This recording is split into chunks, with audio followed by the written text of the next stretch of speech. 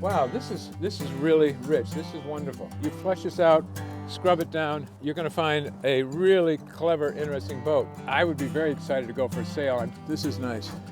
I like this a lot. Just ignore me. I try to. Hi there, this is Captain Q. Join us as we travel hither and yon to show you some great deals on some really interesting boats and maybe learn just a little bit with each one.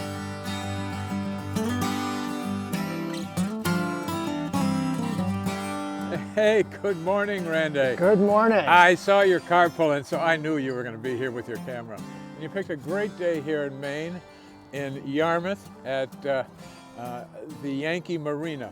And we're here today to see something new and different. A little bit of a history lesson here this morning. I'm going to just drop back to about the 16th century or so in the Mediterranean. The sailors there spent a lot of time plying their wares on ships that had LATEEN sails. These ships were called xebecs. These boats were very, very fast. And let's move up to about 1931 when they established the first race of what was to become the Southern Ocean Racing Circuit. I believe it's from Miami to Cuba. That race ended up growing into a much larger one called the Southern Ocean Racing Circuit.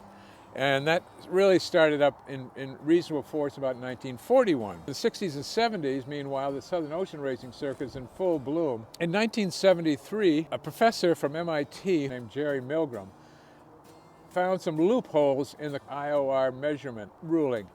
And he found out that he could just eliminate the headsails on the boat and put up basically two, to the casual eye, looked like two mainsails. One right up near the bow and one about halfway back, which made it into basically a ketch rig. But with no headsails, he was known as a cat ketch. So it was a cat boat with a ketch rig.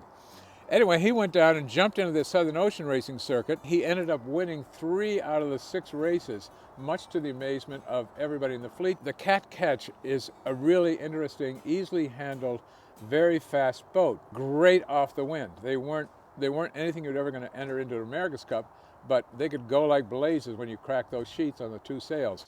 Gary Hoyt founded Freedom Yachts, and it was basically, freedom was really, in his mind, freedom from shrouds and compression forces and all that. And so he came up with the design of cat ketches that utilize carbon fiber in both masts, unstayed, and just 2 sails. That was the birth of the Freedom Cat Ketch. Today we have one of the early versions, the Freedom Cat Ketch 35. This boat was built in the United Kingdom. She was dropped in the water and sailed to our shores. Is it a blue water boat? Is it a blue water boat? She went over a lot of blue water to get to this country. I think you're going to find this interesting. It is not conventional in any way, shape, or form. I would be very excited to go for a sail. I'm just sorry it's quite so cold. First thing you notice right off the bat is her keel. It's a long, really long, full-length keel. And she draws about 4.5 feet. This couldn't be more simple design. Is this like a bolt-on piece of lead like the Hinckley Bermuda 40? The lead on this boat, I believe, is internal. And it's cast down into the mold. Further aft, you'll see a very large rudder with an aperture for a 3-bladed prop. And we've seen a lot of boats with maxi props or props that will spin or fare. And you probably would not hurt to put one on here, but it's not critical. This is a cruising boat. This is a monster of a rudder right now. And you know, we've talked about pindles and gudgeons. Here's a really outstanding sample of a huge gudgeon and the pindle dropping down inside of it. And I don't see any signs of weeping or anything. And likewise down at the very heel of the keel, you see the gudgeon tied on there. It's got a few barnacles on it. Also coming out right here is the steering arm for this. This is a little different steering system on the boat. It has a wheel in the cockpit, but because this rudder goes all the way up to the cockpit, up here you'll see a tiller sticking out of the top of it. So if there were a failure with the rudder, you could always steer it with the tiller, and there may be some access for an autopilot on that. Obviously we have a Red Sox fan here. She's got lots of paint on her bottom, and you could go sailing all day long with the bottom just the way it is. because you're not going to be trying to squeeze every hundredth of a knot out of the boat. All in all, there's no signs of bubbling, particularly. The bottom is reasonably fair. Her top sides are smooth and fair too. They could stand with a buffing and so forth, but some of the gel coat, actually this might buff out well. Sometimes you can see in gel coat the outer layers coming away, but no, not the case here. Very simple rub strake right along the side here. She's built very solidly. Nice configuration, good looking hull. But I think we've looked at her bottom long enough. What do you say we head topside? Yeah, I'm curious to see what this looks like. Let's go see.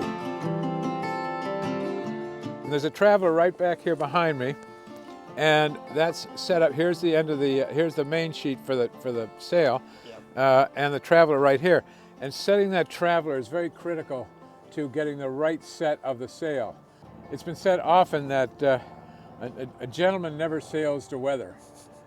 The concept being that if you're sailing to weather, the boat's heeled over and your key will slide off the deck. This boom just reminds me of an old windsurfer. I only tried windsurfing once. There's something about a center of gravity on a windsurfer that didn't work with Captain Q's measuring stick. And then I decided that wasn't my sport.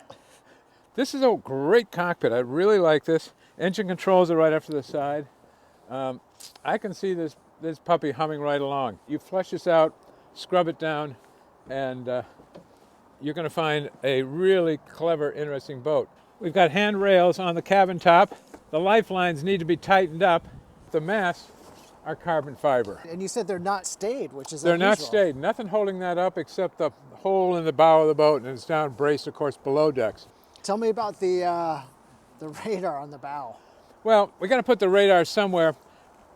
One thing about these carbon fiber masts is they don't like to be pierced. When this boat came out, the sails were the wraparound type that wrapped around the whole mast, and were actually sort of like 2-ply sails, so there'd be no place to put the radar. So logical place is right up here on the bow, and nothing else is changing on the boat. Just leave it right there.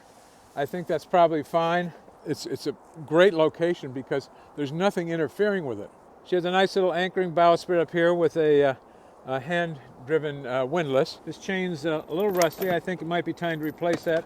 But there's not much to look at up here because, again, simplicity. And that's part of the freedom aspect of the name Freedom, is simplicity, freeing you up from all the extra line handling you might normally have to do. This is really sort of the amazing thing here. There's a number of amazing things.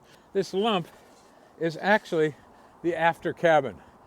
You say after cabin? You got an after cabin and an after cockpit? How do you do that? It's not grand, but it's utilitarian. Remember, we've talked about the line stoppers right here.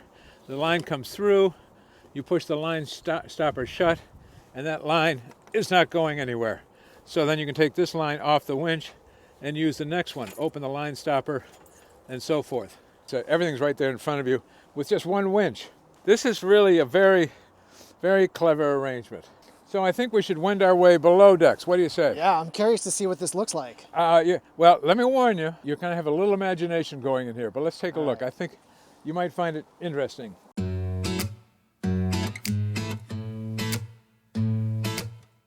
All right, we've just come down the companionway here, which is slightly curved.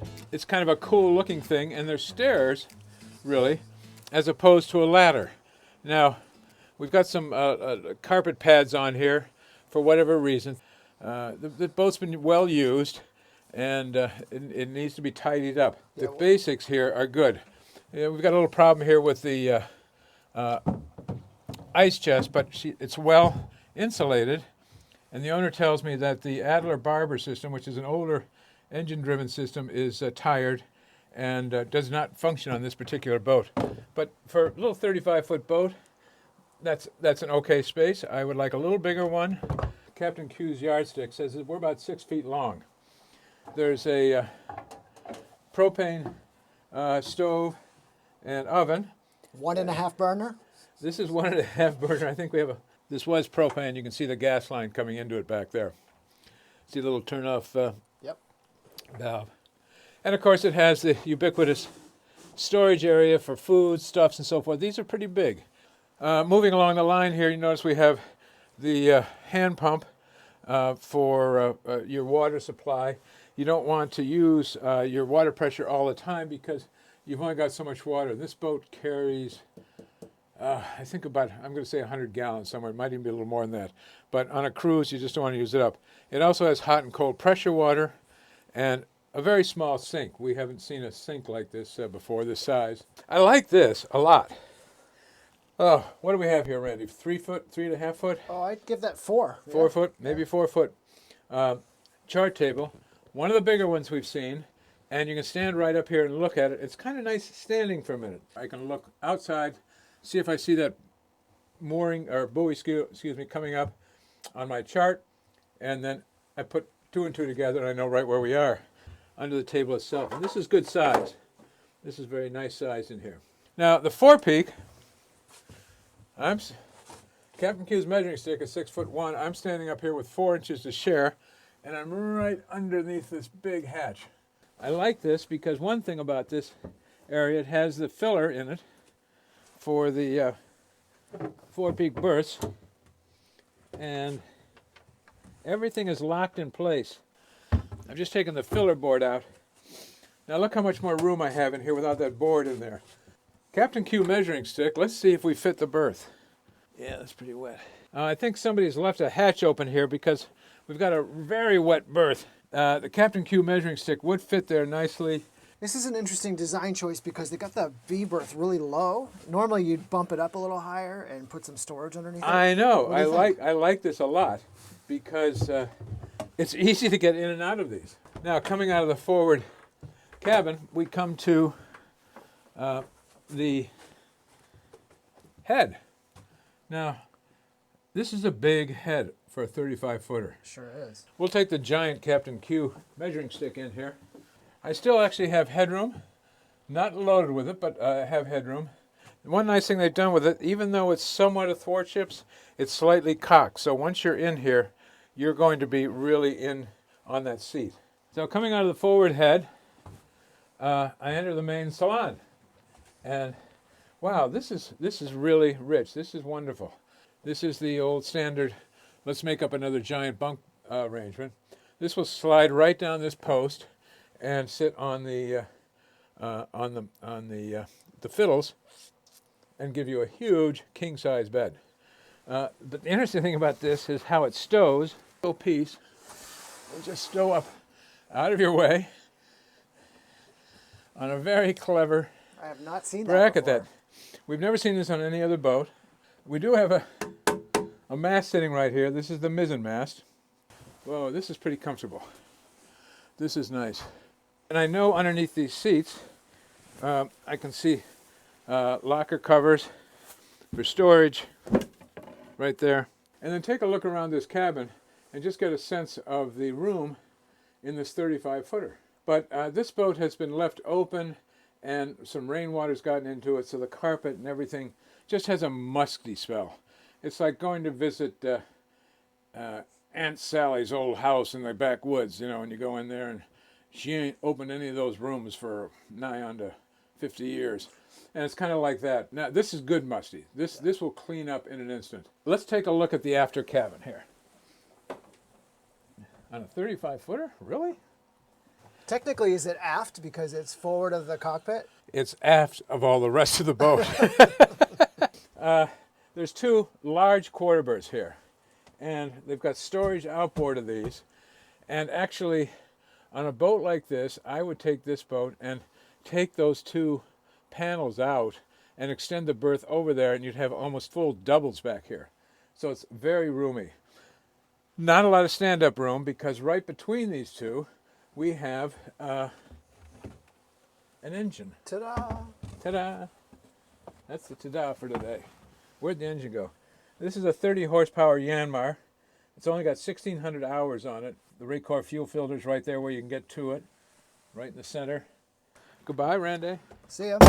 One thing we didn't really talk about much is the standing room in here. You mentioned it a couple of times, but I'm pretty tight. Dead center, the deck is arched. This does limit your headroom a little bit. The Captain Q measuring stick, just for instance, is with my topsiders on, is right at 6 foot 1 inch. If I go out to the side, obviously I'm going to lose it, and I become reverent. We call this reverent. Can you get used to that? I think I would. We call those scalp massagers. These are scalp massagers or scalp removal. But I could see a little covering board like this piece of mahogany right here. Stripped over that, it would add another 1/4 inch maybe to your headroom loss, but that would be fine. Now, a lot of things on here need to be tended to, but I think she's ready to go sailing. You know how I feel about these boats. We've just had a nice tour of this Freedom 35, built in 1985, and up here in Yarmouth, Maine, beautiful state of Maine. We've looked at this really interesting and different cockpit. We've studied the carbon fiber unstayed mast, console here covering how we control this boat. We've been below to see a 6-foot-long galley, a forward V-berth cabin with nice low berths, and a head that has a shower, hot water, and underneath this console we have an after cabin, a very small one, but with 2 double-sized berths on either side. A lot of sleeping room, a lot of comfort. Right now the boat is dirty, but get it cleaned up in the spring. I think this boat would be marvelous. Now, I think you're probably thinking you're seeing a little more work than you want to get involved with, but the only work we're really seeing here is cleanup work, some painting. The countertops were cracked around the refrigeration unit. Other than that, it's not too much. Now we know that this owner has taken it to the Keys probably every other winter he's had the boat. That's a good sized trip going down.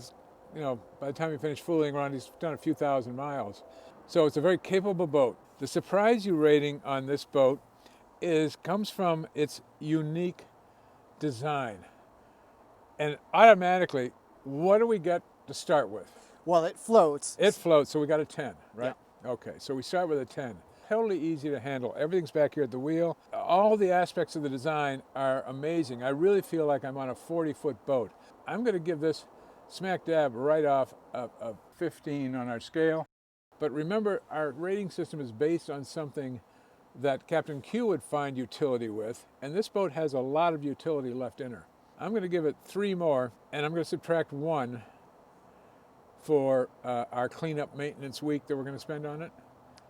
So what's the final? I can't add that much. So that's 10, 15, 18, minus 1. This is a 17 you're standing on right now. Wow. I hope I did that math right. I don't think so. Well, we're going to give it a 17 anyway. A cool boat. I like this boat a lot.